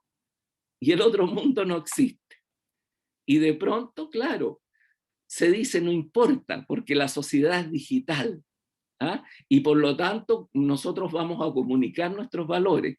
Pero ustedes señalaban, creo que los tres señalaban el tema de la territorialidad, el tema de la cercanía, el tema del encuentro con el otro. Y creo que eso ha sido en los triunfos que se han visto de nombres nuevos, etcétera, son todos muy ligados a una territorialidad muy fuerte, a un trabajo largo, a un establecimiento de confianza. Bueno, y estos partidos también llevan una vida endógena, ¿ah? Una vida endógena, y aparecen en la prensa peleando entre ellos, y que yo te llevo al altar y la novia no llega, y no llega porque está casado con ese, pero le gusta a otro, ¿ah? Digamos, no cree en lo que cree, ¿ah? No cree en lo que cree, cree que los proyectos colectivos se transforman más bien en pequeñas empresas personales.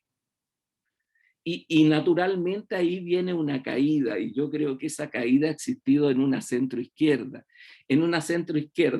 que frente a lo realizado durante el periodo en que estuvo a cargo del país, realizó muchas cosas buenas y cometió muchos errores también.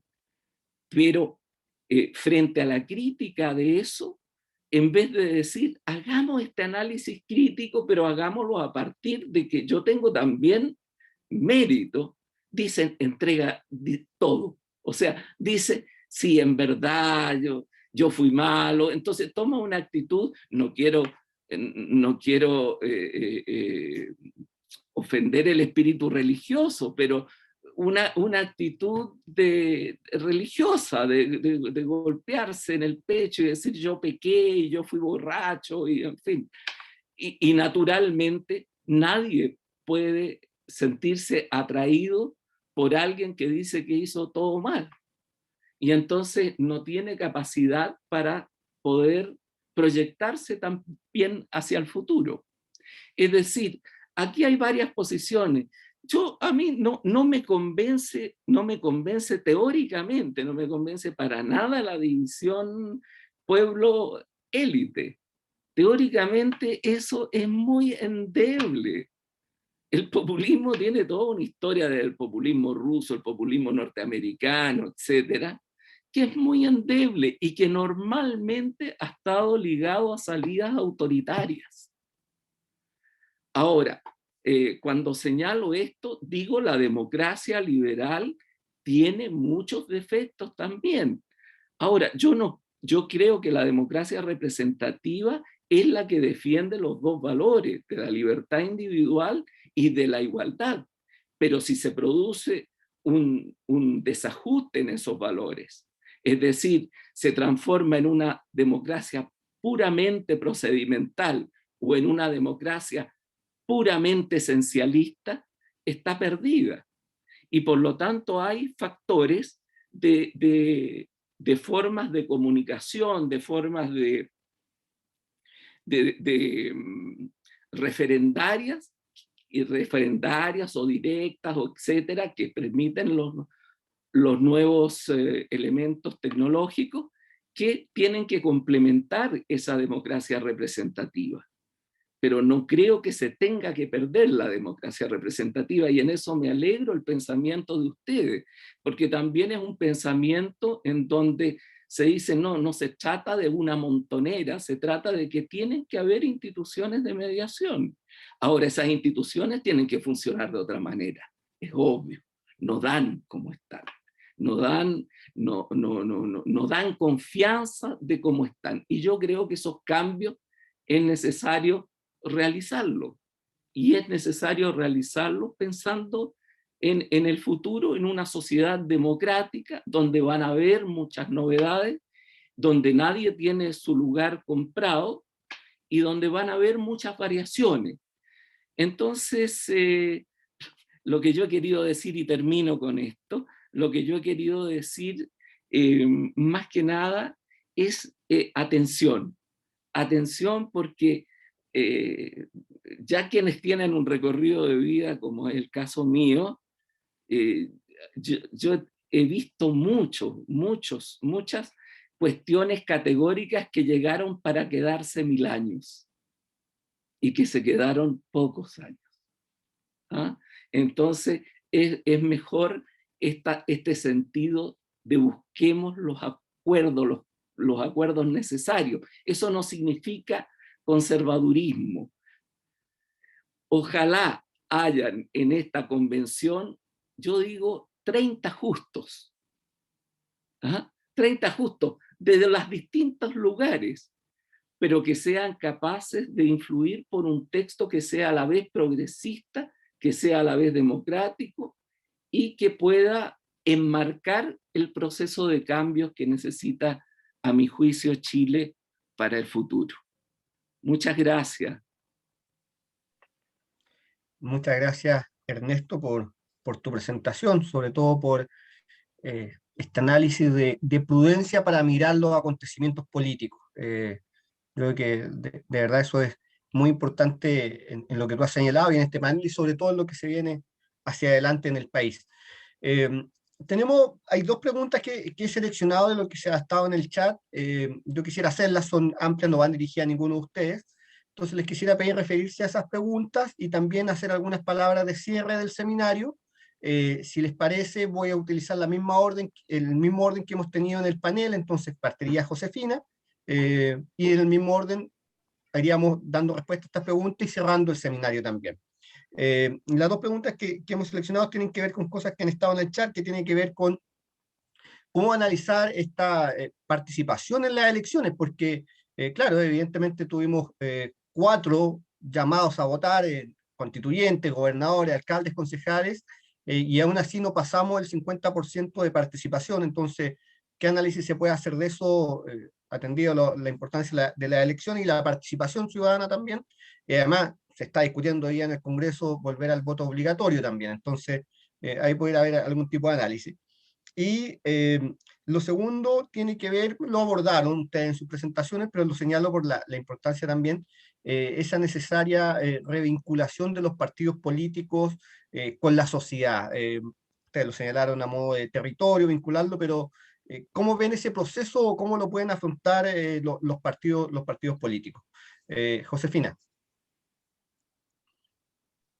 Gracias, Claudio. Bueno, es una gran pregunta. O sea, creo que las dos preguntas están conectadas, ¿no? O sea, el análisis de quienes no votaron, sobre ese silencio que yo un poco decía, pero que Ernesto es quien más lo enfatizó, se relaciona con la pregunta por volver a revincularse con la ciudadanía, que en el fondo no es solo un llamado para la clase política tradicional que es la que más experimenta esta fractura, ¿cierto? Como estuvimos analizando, sino también con una posible fractura con ese grupo de la sociedad que no está votando, ¿no? Abstención que es también muy problemática si se mira en su distribución social, ¿cierto? En que haya una diferencia entre el voto rico y el voto más pobre, y que los grupos más pobres sean quienes votan menos, aunque al parecer es algo que se da, que se reproduce en contextos de democracias con voto voluntario. Yo ahí quizás Pías, además desde la ciencia política, yo ahí me pierdo más, es la referencia general que tengo.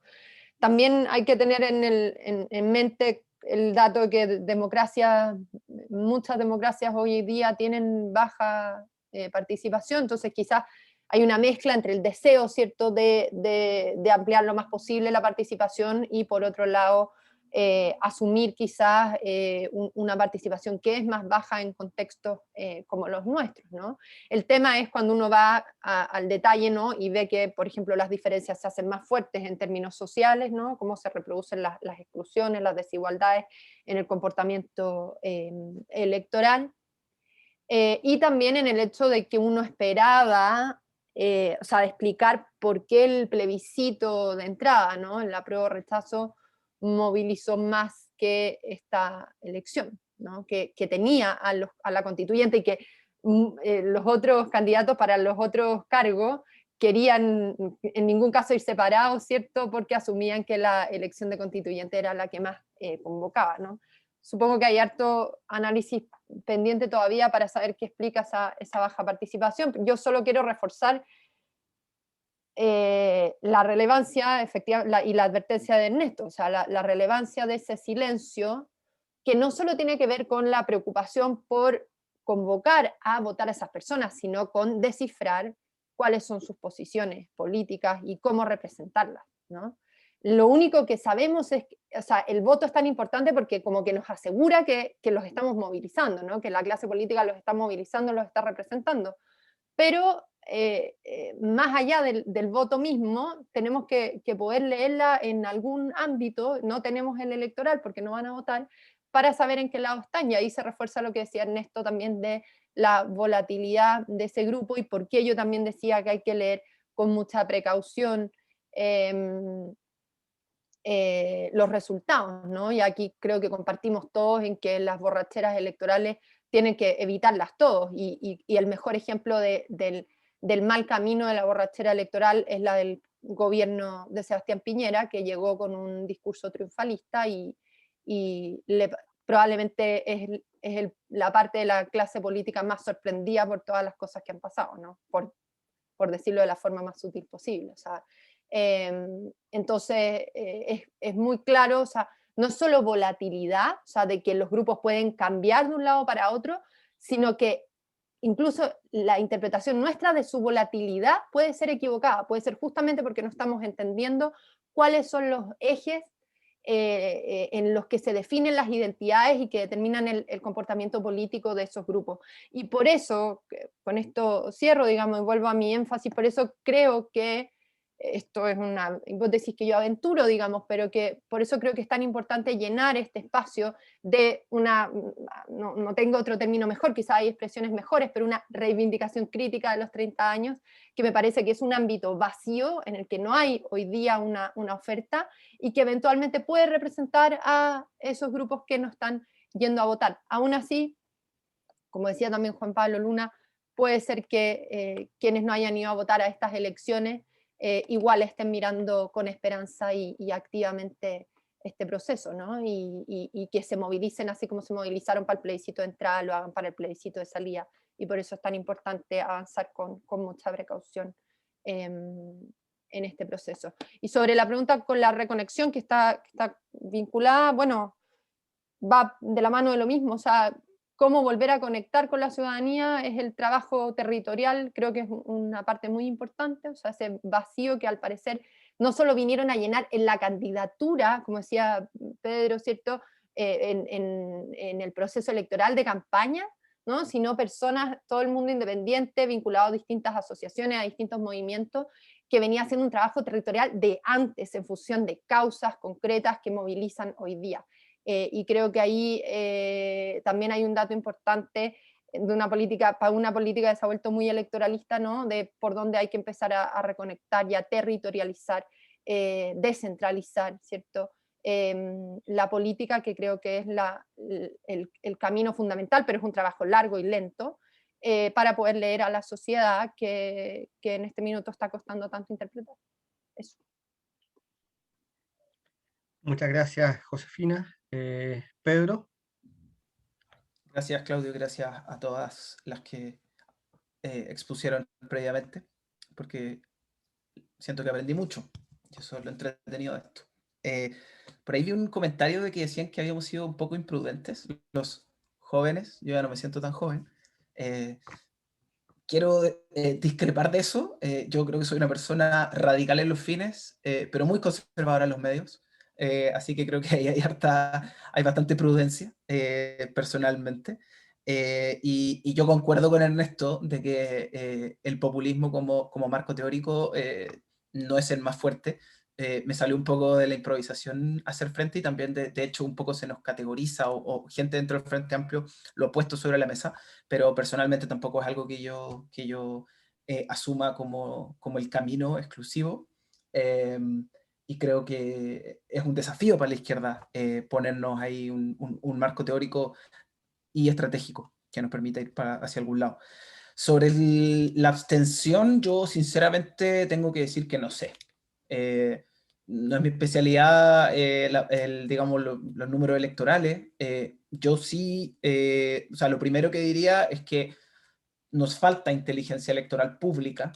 Creo que en eso el seguimiento que me ha tocado voluntariamente de hacer a la elección estadounidense, por ejemplo, o que se hace en otros países con el tema de las encuestas a boca de urna, y obviamente el estudio más avanzado, si bien puede tener ciertas consecuencias en términos de la libertad del voto, considero que es importante como indicadores para las fuerzas políticas y la sociedad de quiénes están votando qué, porque efectivamente hoy día con la cantidad de identidades colectivas que hay, creo que es interesante entender eso.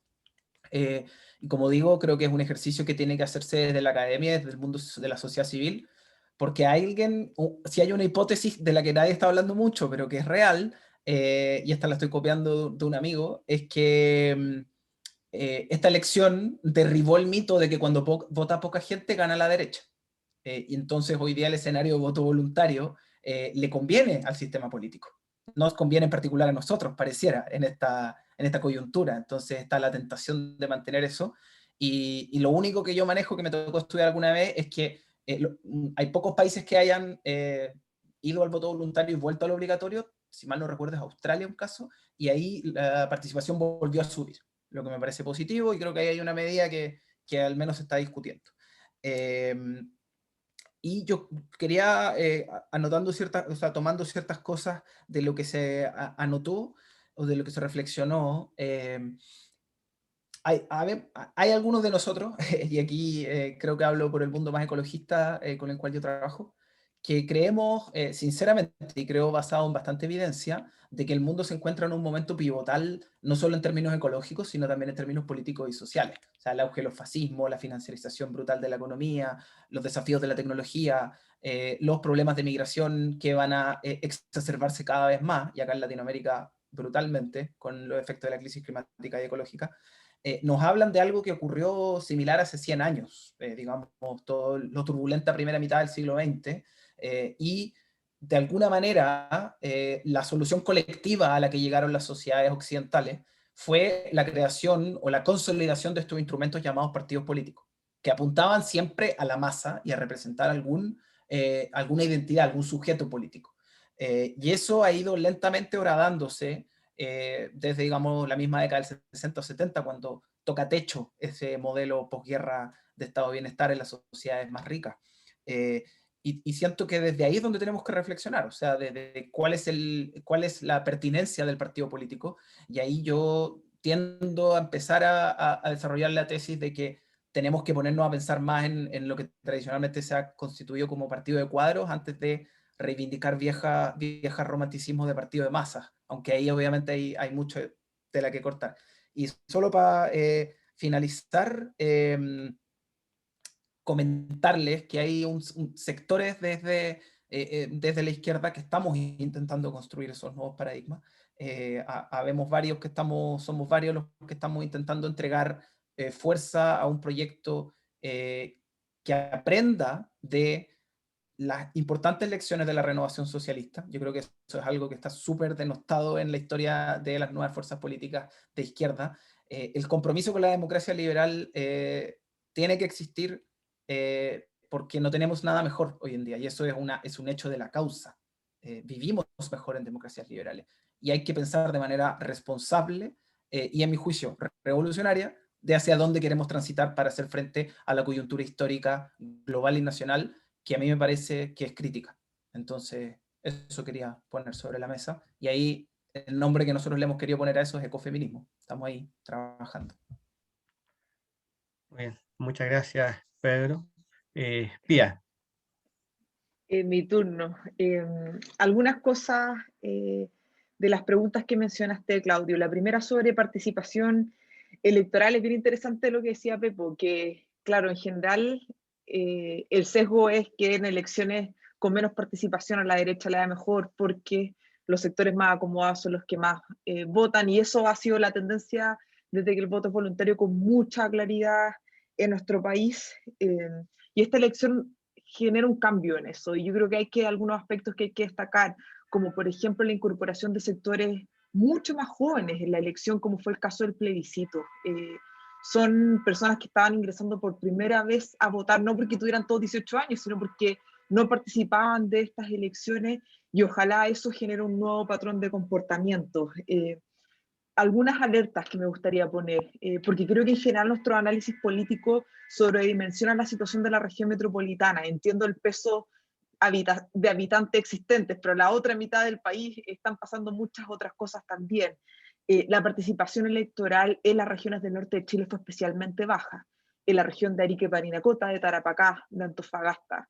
Hay algunos fenómenos que experimentan de manera similar, que yo creo que valdría la pena mirar con detención y ver qué está pasando ahí. Y también los resultados electorales que tuvieron. Lo tercero de cómo aumentar la participación. Claro, es frustrante pensar que tuvimos una jornada electoral de 2 días con 4 elecciones muy potentes, escogiendo por primera vez gobernadores regionales y las personas que iban a redactar la nueva constitución, y las cifras de participación no fueron como las que nos hubiesen gustado. Yo por lo mismo me llamó la atención que no encontraran tan rupturistas, porque yo me encuentro lo más tradicional que hay, pero hay un 60% que no es parte de este proceso, y por lo mismo hay que siempre ser precavidos en los análisis, porque también las cosas van reacomodando, y yo creo que, no sé si lo dijo Ernesto o Pepo, el gobierno de Sebastián Piñera también llegó creyendo que había triunfado y que Chile ahora era un país que iba a estar detrás de la centro derecha. Y aquí estamos, no hay mucho más que decir sobre la situación que vivimos. Pero sobre la participación y cómo mejorarla, me encantaría tener la receta, me encantaría que tuviéramos porcentajes altísimos, pero no podemos olvidarnos porque estamos en este lugar discutiendo el análisis sobre un proceso constituyente. La fractura no se recompone únicamente por enfrentar las elecciones. Son procesos de largo aliento, en las cuales hay que poner múltiples esfuerzos. Obviamente la educación cívica, que es como lo que siempre sale a colación. Mis papás son profesores los dos, y de repente conversamos de cómo todas las tareas llegan a la comunidad educativa. Y hay mucho ahí, pero hay mucho también que pasa afuera. El camino del proceso constituyente tiene que ir de a poco, y tenemos que ir contribuyendo. La idea es que mejore la legitimidad de nuestras instituciones políticas, que genere representatividad, pero eso no es inmediato. No porque hayamos decidido hacer ese camino, la ciudadanía que no confía va a empezar a confiar y ir con convicción a las urnas. Y además hay una discusión y hay un desafío asociado a nuestro sistema de partidos políticos. ¿Qué tareas y qué responsabilidad le caben a ellos a representar, convocar y articular demandas que logren sacar a las personas de su casa? Yo creo que la elección del fin de semana generó en muchas personas el deseo de que su voto puede cambiar la aguja, porque el resultado que tuvimos era inesperado, pero ahí quiero creer que los partidos políticos van a poner esfuerzos decididos en rearticular, territorializar sus bases y lograr sacar a las personas a votar, porque el voto va a valer la pena, que yo creo que esa sensación tristemente ha quedado diluida en nuestros últimos años. Muchas gracias, Pía. Ernesto. Sí, oye, respecto a lo que tú planteabas, respecto voy a, primero respecto a lo de las advertencias o las alertas que yo ponía en relación a la volatilidad, a los cambios que se producen. Quisiera señalar un caso muy concreto que hemos estado nosotros estudiando en el colegio, que es muy fuerte, que es lo de Estados Unidos. Fíjense ustedes que hace muy poco tiempo, de las cosas que ustedes señalaban respecto a las características de una situación internacional complicada, una situación mundial, de un tipo de globalización que funciona mal. Aparecía Trump y Estados Unidos como un elemento muy regresivo, pero extraordinariamente regresivo. Es decir, se salió de toda la conversación sobre los aspectos del cambio climático. En fin, todo eso a él le parecía un horror porque era malo para los negocios, por decirlo así. Y en Estados Unidos vimos una caída de la convivencia democrática que terminó en este asalto al Capitolio, ¿cierto? Bueno, finalmente perdió Trump. Bien por la democracia que haya perdido Trump. Y bueno, y el gobierno de Biden ha sido una tremenda sorpresa para todos, porque en este momento tenemos una situación que tiene que ver con la distribución y con la redistribución, que no la veíamos desde los tiempos de Franklin Delano Roosevelt y de la idea de la gran sociedad en los años 60, en donde volvemos nuevamente a impuestos progresivos y nuevamente volvemos a una distribución económica, y yo creo que por primera vez en muchos años Estados Unidos va a tener muchas mejores cifras en términos de la igualdad social. Es decir, ayer estábamos en una situación donde todo parecía oscuro y hoy día estamos en una situación donde hay una gran mejoría de aquello. Hoy día prácticamente las medidas más tendientes a la igualdad son las que existen en los países nórdicos y las que se están tomando hoy en Estados Unidos. Europa continental está todavía con problemas con eso. Y en China y Rusia ha aumentado mucho la desigualdad, todavía no se ve. Disminuyó la pobreza, pero aumentó la desigualdad. Bueno, lo que yo quería decir es eso, es la idea del cambio, cómo las situaciones son cambiantes, no se instalan por un tiempo largo, y son construcciones muy lentas. En ese sentido, yo llamaba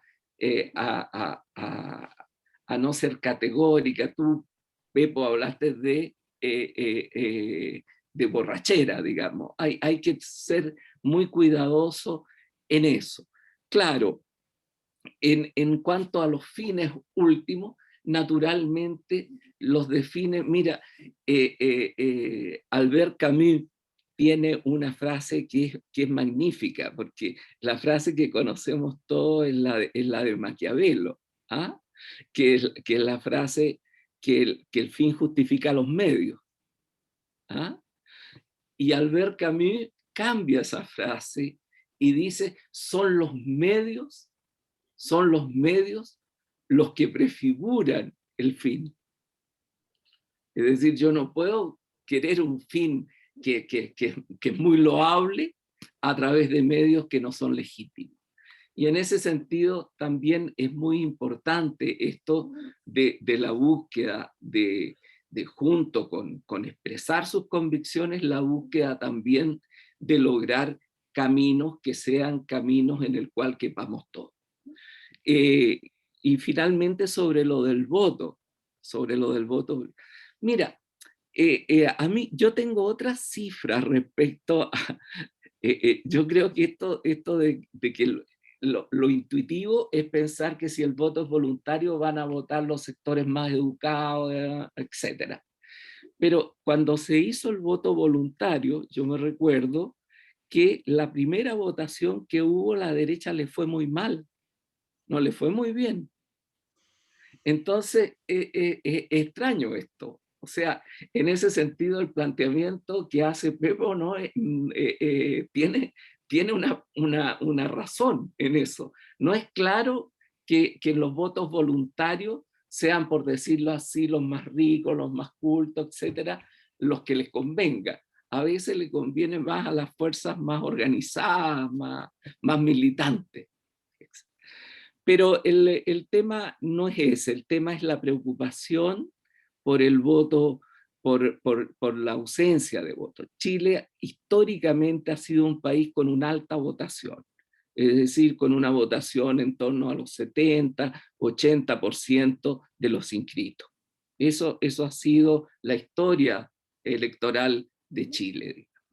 Y con el voto voluntario hubo una caída profunda. Yo creo, seamos sinceros, yo creo que nosotros creímos que éramos mejores de lo que éramos. ¿Ah? Que los chilenos teníamos una autoimagen de que somos cívicos y nos gusta votar y vamos y qué sé yo. ¿Ah? Y somos súper demócratas y nos encanta. Y resulta que éramos más poltrones que demócratas. ¿Ah? Es decir, ya si no me obligan a votar, si nadie me va a cobrar, aunque nunca se cobró una multa en el sistema cuando era obligatorio, ¿eh? Pero ya, si es así, mejor no voy a votar. El que no tenía un interés grande, no tenía un espíritu que lo moviera a votar.